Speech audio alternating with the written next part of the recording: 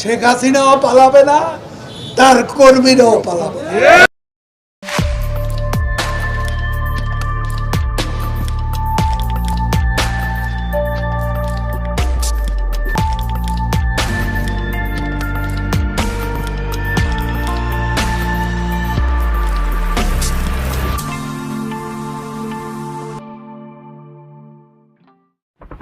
হাসিনা পলাইছে, তার কর্মীরাও পলাইছে, এমনকি কাউয়াও পলাইছে।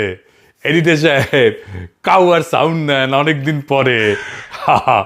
আর জোরে জোরে, আরো জোরে, আরো জোরে, আরো জোরে। হাসিনারে পলাইতে হয়েছে, তার কর্মীদেরও পলাইতে হয়েছে। হাসিনারে পলাইতে হইল কেন? সে তো ক্যান্টনমেন্টে থাকতে পারত, অনেকেই ছিল, এমনকি আওয়ামী লীগের দুর্গখ্যাত গোপালগঞ্জে থাকতে পারত। রাজাপাক সে তো ক্যান্টনমেন্টে ছিল বেশ কিছুদিন। একইভাবে তার রাষ্ট্রপতি ভবন দখল হয়েছিল শ্রীলঙ্কাতে। পরে দেশ থেকে বাইরে গেছিল মাত্র 52 দিনের জন্য, 2 মাসও না। পরে ফিরে আসিছে। হাসিনা 2 বছর ধরে আসে না, হঠাৎ সে দেশে ফিরবে ঘোষণা দিছে রয়টার্সকে দেওয়া এক সাক্ষাৎকারে। কানাডানি বলছে যে আগামী ডিসেম্বরে দলের নেতা কর্মীদের সঙ্গে নিয়ে সে ফিরে আসবে নাকি, আয় নাকি আদালতে আত্মসমর্পণ করবে। হ্যাঁ, আমাকে ফাঁসির হুকুম দিয়েছে, আমাকে একটা মামলা দিয়ে নিচ্ছে, অনেক শাস্তি দিয়েছে। আমি এটা করি না। আমি বলবো ঠিক আছে, জেলখানা রেডি করেন, ফাঁসির মঞ্চ রেডি করেন, আমি আসছি। তারপর ওর লেসপেন্সার গুলো এক একজন করছে, আমাকেও কইছে নেত্রী আমরা একসাথে যাব, প্লেন ভাড়া করে নিয়ে আসবে নাকি, চার্টার করে। আমরা এখান থেকে লন্ডন থেকেই মানে ইংল্যান্ড থেকেই 10টি চার্টার প্লেন আমরা নিয়ে যেতে চাই। এটা আমাদের নিজস্ব, এটার মানে হলো সবাই কন্ট্রিবিউট করবে। আমাদের যারা নেতাকর্মী প্রত্যেকে তাদের টিকেটের টাকা দিবে এবং আমরা 10টি, তার মানে 220 সিটা, মানে 220 জন একটা প্লেনে যেতে পারবে। আমরা অলরেডি আমাদের এজেন্টদের সাথে কথা বলছি, তারা এটা ওয়ার্কআউট করছে, আমাদেরকে জানাবে এবং এই প্রস্তুতি সম্পন্ন আমরা ইতিমধ্যেই করে ফেলবো। প্রত্যেক জায়গায় আমাদের নেতৃবৃন্দ দায়িত্ব নিচ্ছেন। তো আমরা প্রস্তুতি নিচ্ছি এবং নেত্রীর আমরা চেষ্টা করব নেত্রীর প্লেন লামার আগেই আমরা যাতে সেখানে থাকতে পারি। আমাদেরকেও তিনি নির্দেশনা দিয়েছেন যে আমরাও যেন সব তার সঙ্গে একসঙ্গে আমরা যারা এখানে অবস্থান করছি আমরা যেন দেশে ফিরে যাই। আপনি এটা শুনেছেন, এটাও জানেন আমাদের মাননীয় নেত্রী যা কিছু সিদ্ধান্ত নেন বুঝে শুনেই নেন এবং তিনি তার সিদ্ধান্ত অবিচল থাকে। এখন প্রশ্ন হইতেছে, হাসিনা কেন ফাঁসির দড়ি গলা পড়ার জন্য আসতে চাইতেছে? হাসিনা ফিরে আসাটা কি বাস্তবসম্মত? আসলেই কি সে ফিরবে বা চাইলেই কি ফিরতে পারবে? এই বিষয়টা বুঝার আগে ইন্ডিয়া হাসিনারে নিয়ে কি সমস্যায় পড়ছে সেটা একটু বুঝে দেখি। আসেন, আপনি নিজেরে ভারত রাষ্ট্রের জায়গায় বসেন। আপনার কাজ হইতেছে ভারত রাষ্ট্রের স্বার্থ দেখা। এইভাবে চিন্তা করেন, আপনি হাসিনারে নিয়ে কি সিদ্ধান্ত নিতেন? তাহলে প্রথমে দেখতে হবে হাসিনা ইন্ডিয়ার কাছে কি কি লাগে। বাংলাদেশের ভবিষ্যৎ নেতা না, পরবর্তী প্রাইম মিনিস্টার আম্মু না, পরবর্তীতে যে দল ক্ষমতায় আসবে তার নেতা না। ইন্ডিয়া তো বেকুব না, তারা জানে হাসিনা তার দল তার 14 গোষ্ঠী জিন্দেগিতে বাংলাদেশে ক্ষমতায় আসতে পারবে না। তাহলে হাসিনারে সে পালবে কেন, রাখবে কেন? হাসিনা আশ্রয় নেওয়ার 1 মাসের মধ্যে আলাপ উঠেছিল হাসিনা ইন্ডিয়ার জন্য একটা কূটনৈতিক মাথা ব্যথা হয়ে উঠেছে, দেখেছেন? আবার হাসিনারে যদি না রাখা হয় তাহলে আবার আরেক সমস্যা। ওইখানেই লিখেছে, ইংরেজি যেহেতু লিখেছে তাহলে ঠিকই লিখেছে, তাই না? এটা বাংলা করলে এরকম হয় যে হাসিনারে যদি না রাখে তাইলে দিল্লি ঘনিষ্ঠ আঞ্চলিক নেতাদের কাছে বার্তা যাবে যে ভারত শেষ পর্যন্ত আপনাকে রক্ষা করবে না। তাহলে ভিন্ন দেশে ইন্ডিয়ার লেসপেন্সার সরকার বা রাজনীতিবিদ আছে, তারা তো আর ফ্রি সার্ভিস দেবে না ইন্ডিয়ারে। মানে ইন্ডিয়া হাসিনাকে রাখার একটাই যুক্তি যে তারে আশ্রয় না দিলে দিল্লি দাস যারা আছে তারা ইন্ডিয়ার উপরে ভরসা পাবে না। আবার উল্টা দিকে হাসিনারে রাখলে বাংলাদেশের সাথে তার সম্পর্ক নষ্ট হইতে থাকবে, বাংলাদেশে ইন্ডিয়া বিরোধী হাওয়া আরো বেশি উঠবে। ইন্ডিয়ার বাস্তব স্বার্থ আছে বাংলাদেশে, তার ব্যবসা আছে, ট্রানজিট আছে, ইন্ডিয়ানরা চাকরি করে বাংলাদেশে, বাংলাদেশিরা যায় ইন্ডিয়াতে, শপিং করে, টাকা খরচ করে, চিকিৎসা করে। হাসিনারে দরকার ছিল এইসবের জন্য, হাসিনা চলে গেলেও এইসব তো লাগবেই তার। এই স্বার্থগুলো তো রক্ষিত হবে না। ইন্ডিয়া পড়ছে উভয় সংকটে, মান কিসি পায়। হাসিনাকে রাখারও বিপদ, আবার আওয়ামী লীগকে পুনরায় সক্রিয় করাও সম্ভব না। ইন্ডিয়া মূলত এই 2টা সমস্যার সমাধানের চেষ্টা করতেছে, কিন্তু তার খাতে কার্যত ভালো কোনো অপশনও নাই। এই কারণে নানা ধরনের চাপ হাসিনারে দিতেছে। আসলে তাকে চাপ দেওয়ারই কথা। এই চাপের মধ্যে হয়তো অসহায় হইয়া বেপরোয়া হইয়া শেখ হাসিনা এই সমস্ত আউল ফাউল কথাবার্তা করতেছে। এই ধরনের কথাবার্তা বলার মধ্যে দিয়ে অবশ্য ইন্ডিয়াও পরীক্ষা করার চেষ্টা করছে যে কতটুকু সে পারে আরেকবার দেখে নেওয়ার জন্য। আমি মনে করি না ইন্ডিয়া যদি সত্যিকার অর্থে সুস্থিরভাবে কৌশলগত দিক বিবেচনা করে একটা পরিকল্পনা সাজায়, তাতে শেখ হাসিনাকে রেখা কিছু করা এবং শেখ হাসিনাকে দিল্লিতে রেখা এইভাবে কথাবার্তা বলতে দিয়াও খুব বড় কিছু অর্জন করা সম্ভব বলে আমি মনে করি না। ইন্ডিয়া শেখ হাসিনাকে অনিবার্য বলে মনে করে না, আসলেই তাই। শেখ হাসিনা ইন্ডিয়ার জন্য অনিবার্য না, অপরিহার্য না।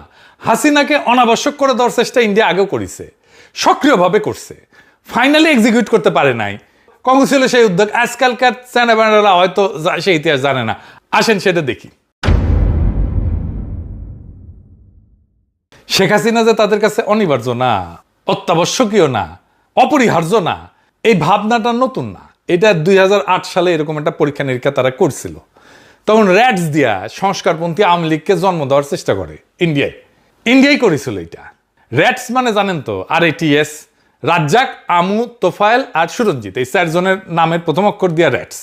এরাই আওয়ামী লীগ ভাঙতে চাইছিল, সেটা ব্যর্থ হয়েছিল। এটার পিছনে কৃতিত্ব শেখ হাসিনার না, তৎকালীন এই ফখরুদ্দিন মঈনুদ্দিন সরকার জনরোষে পড়ছিল, তাদের উপরে মানুষের আস্থা চলে গেছিল এবং নির্বাচন দিতে বাধ্য হয়েছিল। এই পরিপ্রেক্ষিতে শেখ হাসিনা তখন আবার পুনরায় তার দলের দখল নিতে সক্ষম হয়েছিল। তাছাড়া খবর আসছিল, আজকালকার চ্যানেলরা হয়তো জানেই না যে আগে একই নামে অনেকগুলো দল থাকতো। আবার আওয়ামী লীগ ভেঙে 3টা দল হয়েছিল, আওয়ামী লীগ হাসিনা, আওয়ামী লীগ রাজ্জাক, আওয়ামী লীগ মিজান। আর জায়জাদিনের শফিক রহমান ভাই আছে না, উনি আওয়ামী লীগ লিখলে পাশে ব্র্যাকেটে লিখতো হারামি, হারামি মানে হাসিনার হা, রাজ্জাকের রা আর মিজানের মি। আওয়ামী লীগের বিরুদ্ধে হিস্টোরিক একটা কালচারাল রেজিস্ট্যান্স কিন্তু ছিল। যাই হোক, আলাপে ফিরে আসি। তাই ইন্ডিয়ার হাতে আসলে একটাই বিকল্প আছে, যে আওয়ামী লীগ নামের এই ঘোড়ায় চেপে বাংলাদেশে আবার ফিরে আসার চেষ্টা করতে পারে। কাদের উপরে? যারা হবে তাদের বশংবদ দাস, যারা থাকবে তাদের কাছে চিরকৃতজ্ঞ। শেখ হাসিনা তো মাঝে মধ্যে ট্যাফও করতো, ফোঁস করতো ইন্ডিয়ার সাথেও। এদের কারো কেন, এদের ছেলে মেয়ের কারো পক্ষেও ট্যাফও করা, ফোঁস করা সম্ভব হবে না ইন্ডিয়ার সাথে। এরা হবে চিরজীবনের জন্য কেনা গোলাম। শেখ হাসিনার চিন্তা এখন ইন্ডিয়া তারে তালাক দিয়ে দেয় নাকি। কিছুদিন টাকা পয়সা দিয়ে প্রচুর হয়েছে করলো, এক বাটপার মজুমদার আছে না, হ্যাঁ, ও সারা দুনিয়া ঘুরলো, টাকা পয়সা মনে হয় ভালোই পেয়েছিল, সব ঠান্ডা হয়ে গেছে। এতে এখন ইন্ডিয়া কই তোমার লোকজন কই, আর তো কাউরে মাঠে নামাইতে পারো না। তাই শেখ হাসিনার বাংলাদেশে ফিরে আসার এই চেষ্টাটা ভারতের দিক থেকে তার উপরে ক্রমাগত চাপের একটা বহিঃপ্রকাশ করতে পারে। অন্যদিকে ইন্ডিয়ার পক্ষ থেকে এটা পরখ করা যে এই মনস্তাত্ত্বিক চাপ সৃষ্টি করে বাংলাদেশ সরকার বিশেষত বিএনপির হাত মোচড়ানো যায় কিনা। আবার শেখ হাসিনার ডাকে সারা দিয়া মরিয়া হইয়া আওয়ামী সন্ত্রাসীরা কতটুকু অরাজকতা করতে পারে, বিশৃঙ্খলা তৈরি করতে পারে, এটাও একটা পরীক্ষা হয়ে যায়।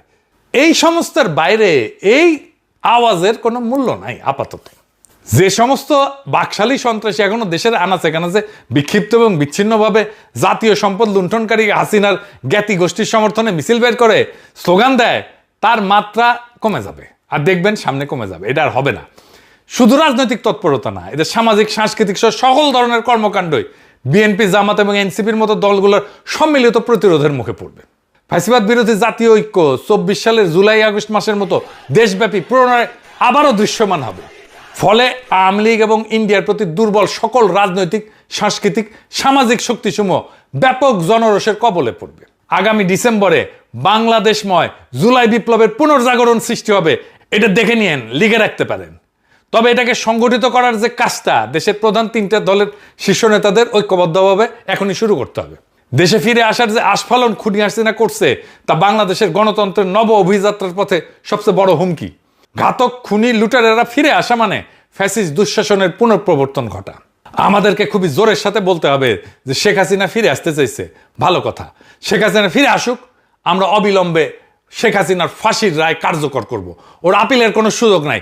শেখ হাসিনা ফিরে আসা মাত্রই তার বিরুদ্ধে রায় কার্যকর করার যে রাজনৈতিক দৃঢ়তা, এ বিষয়ে জুলাই শক্তির মধ্যে সার্বজনীন রাজনৈতিক ঐক্য এবং সংলাপ হওয়া জরুরি। শেখ হাসিনার রায় কার্যকর করার ব্যাপারে দৃঢ়তা এবং স্পষ্ট বার্তাই এই সমস্ত চালবাজি, ধাপ্পাবাজি এবং চাপ তৈরির কৌশল কার্যত পরাজিত করে দিতে সক্ষম। হাসিনাকে এয়ারপোর্ট থেকে সরাসরি ফাঁসির কাছে নিয়ে যেতে হবে, ওইখান থেকেই ওই দিনের মধ্যেই ওরে ঝুলাই দিতে হবে। মানবতা বিরোধী অপরাধে আন্তর্জাতিক অপরাধ ট্রাইব্যুনালে মৃত্যুদণ্ডপ্রাপ্ত আসামি খুনি হাসিনাকে বাংলাদেশও ফেরাতে চায়। ইন্ডিয়া এই খুনিকে নিরাপদ আশ্রয় দিয়ে রাখছে। সেখান থেকে তাকে ধৈর্য বাইদ্যা বাংলাদেশে প্রত্যাবর্তন বা প্রত্যাবর্ষণ করতে হবে। ইন্ডিয়া যদি সত্যিকার অর্থেই নবজাগ্রত বাংলাদেশের সাথে কর্ম উপযোগী সম্পর্ক গড়ে তুলতে চায়, একটা ওয়ার্কিং রিলেশন গড়ে তুলতে চায়, তাহলে প্রতিবেশী এই দেশের জন্য এই ছাড়া আর বিকল্প পথ কোনো খোলা নাই। এটা তারা যত তাড়াতাড়ি বুঝবে ততই এই প্রতিবেশী এই দুই দেশের জন্য ভালো হবে। তাছাড়া বাংলাদেশ, মায়ানমার, চীনের স্থল সংযোগ, তিস্তার পানি ব্যবস্থাপনার মহাপরিকল্পনা এবং চীন এবং তুরস্কের সহযোগিতায় সামরিক শিল্প স্থাপনের মতো বড় বড় উদ্যোগ বাংলাদেশ নিতেই থাকবে এবং তা বাস্তবায়ন হবে ইনশাল্লাহ। এবং এই পথ ধরে পর্যায়ক্রমে বাংলাদেশ যুক্ত হবে পাকিস্তান সহ আরব বিশ্বকে নিয়ে গড়ে ওঠা সম্ভাবনাময় মুসলিম সামরিক জোটে। সন্দেহ নাই এতে আঞ্চলিক উত্তেজনা বাড়বে। তবে বাংলাদেশ দীর্ঘমেয়াদের জন্য এক শক্তিশালী শত্রুর জন্য বিভীষিকা আর দেশের জনগণের জন্য নিরাপদ ভূমিতে পরিণত হবে। বিএনপি খুনি হাসিনাকে নিরাপদে দেশে ফিরতে দেবে বলে আমি বিশ্বাস করি না। তাকে রাজনীতি করতে দেবে বলে আমি বিশ্বাস করি না। কারণ এই দুর্বৃত্ত 1981 সালে ঢাকায় ফেরার মাত্র 2 সপ্তাহের মাথায় প্রেসিডেন্ট জিয়াকে শহীদ হতে হয়েছিল। তারপর কায়েম হয়েছিল ইন্ডিয়ার অনুগত 9 বছর দীর্ঘ সামরিক স্বৈরাচারী জেনারেল এরশাদের দুঃশাসন। সশস্ত্র বাহিনীর দিক থেকে এবার অভিন্ন ঝুঁকির আশঙ্কা আরো প্রবল এবং বহুগুণে বেশি। কারণ ফ্যাসিস্ট আমলে উচ্চপদ বাগানো ইন্ডিয়া অনুগত শীর্ষ কর্মকর্তারা এখনো সেনা, নৌ, বিমান বাহিনীর নেতৃত্বে বহাল তবিয়তে বসে আছে। আর উপরে তো ওয়াকারুজ্জামান প্রভুপাত্য আছেই। তাছাড়া 91 থেকে 96 এবং 2001 থেকে 2006 মেয়াদে দেশনেত্রী বেগম খালেদা জিয়ার সরকারের শাসনামলে আওয়ামী লীগ এবং তার জোটসঙ্গীরা বিএনপিকে একদিনের জন্য স্বাভাবিক, স্থিতিশীল, শান্তিতে দেশ পরিচালনা করতে দেয়নি। এই সমস্ত অশুভ কার্যক্রম পরিচালনার ক্ষেত্রে বাংলাদেশ বিধ্বংসী এবং গণতন্ত্রের শত্রু এই আওয়ামী লীগ এবং তার সহযোগী দলগুলা সবসময় প্রতিবেশী ইন্ডিয়ার কাছ থেকে সব ধরনের সহযোগিতা পাইছে। এর পরের ইতিহাস বাংলাদেশের জাতীয়তাবাদী শক্তি এবং গণতন্ত্রকামী জনগোষ্ঠীর জন্য ভয়াবহ এবং বর্বরতায় পূর্ণ। দেশবাসী কিভাবে ভুলবে নিষ্ঠুরতা এবং নির্মমতার সেই পাষাণ হৃদয় সীমারের যুগের স্মৃতি? 2009 থেকে 2024 জুলাই বিপ্লব পূর্ববর্তী মুহূর্ত পর্যন্ত 15.5 বছর বাংলাদেশ পতিত এবং পরিণত হয়েছিল হাজারো সন্তান হারা মা, পিতা এবং হারানো বাচ্চাদের কান্নার কারবালায়। শুধু কি তাই, এই মহান নেত্রী বেগম খালেদা জিয়া এবং শহীদ প্রেসিডেন্ট জিয়াউর রহমানের কনিষ্ঠ পুত্র নির্যাতিত আরাফাত রহমান কোকর দুঃসহ জীবন এবং মর্মান্তিক মৃত্যুর পটভূমিকে মুছে ফেলা যাবে? যে যতই দয়াশীল এবং মহানুভব এবং সহিষ্ণু হোক না কেন, ইনশাল্লাহ এই ইতিহাসের উপরেই বাংলাদেশের ভবিষ্যৎ রচিত হবে। এর বাইরে অন্য কোনো পথ আর খোলা নাই। মহান আল্লাহ তাআলা রহমানুর রহিম, পরম ক্ষমাকারী, তিনিও বারবার ইনসাফ অর্থাৎ ন্যায় বিচারের কথা বলছেন। আমরা ন্যায় বিচার চাই। আর শেখ হাসিনা যদি নিশ্চিত হয় এবং সেই ক্ষেত্রে ইন্ডিয়া যদি বুঝে যায় কোনো রকমের আলাপ আলোচনা সমঝোতা পেছনের দরজা দিয়ে কোনো কিছু ডিল করে আসলে নিশ্চিত হওয়া যাচ্ছে না যে শেখ হাসিনাকে ঝুলতে হবে না, তাহলে শেখ হাসিনার বাপ, 14 গোষ্ঠী এবং ইন্ডিয়া কারো পক্ষে এই ঝুঁকি নেওয়া সম্ভব না যে ওই সে হাসতে হাসতে তার দলবল নিয়ে বাংলাদেশে ঢুকে পড়বে। হাসিনা কেন, হাসিনার সাথে দেশ থেকে পালায় যাওয়াদের মধ্যে থেকে এরকম আসার চেষ্টায় স্বপ্ন কল্পনায় যারা যুক্ত হবে তাদের সকলের জীবন বিপন্ন হওয়ার আশঙ্কা আছে। উপরন্ত আওয়ামী লীগ এবং তাদের দুঃশাসনের সময়কালে যারা জোটসঙ্গী ছিল, দেশের ভেতরে থাকা এরকম কেউই আর নির্বিঘ্নে জীবনযাপন করতে পারবে না। দেশে গৃহযুদ্ধ শুরু হয়ে যাবে। হাসিনার দলের লোকেরা যত বেশি ট্যাফও করবে, সবগুলোর সানডে মানডে ক্লোজ হয়ে যাবে। আজকে দেখলাম আম্মার রাজশাহী ইউনিভার্সিটিতে কেলানি দিচ্ছে। সাবাস, বাঘের বাচ্চা। আওয়ামী লীগ, ছাত্রলীগ, যুবলীগ যেখানে পাবেন উদাম কেলানি দিবেন। অনেকদিন ভালো মন্দ ওরা কিছু খায় না, কেলানি তো ভাইটামিন আছে। ডিসেম্বর পর্যন্ত কেলানি চলবে। ওদের কেলানিতে সোয়াব আছে। ইনকিলাব জিন্দাবাদ, বাকশাল তাড়ানো জিন্দাবাদ, লীগ কেলানো সফল হোক।